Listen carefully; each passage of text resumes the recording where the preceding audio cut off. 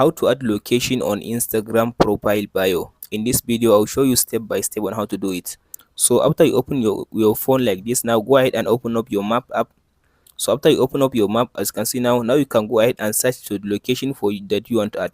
So let's say now I want to add like this country. Let's say I want to change my location to like this, let's say Sudan. So tap on the country you want to add location to. As you can see, after you tap in on the name of the country, as you can see now it gives you this, as you can see now, this share button. So now you can tap on this share button after you tap on the location. So after you tap on this share button, as you can see, here is it. This now it will ask you now tap on this copy button. Now I'll copy my location link. So now close your map. Now go to your Instagram. After you open up your Instagram like this, now go to your profile at the bottom right side. After you open your profile like this, now tap on this edit profile section. After you come to this edit profile section, now tap on this where it says links. Here is it, this links, tap on it. So now tap on this add link. As you can see, add link, tap on it. After you open this add link, now tap on this add external link.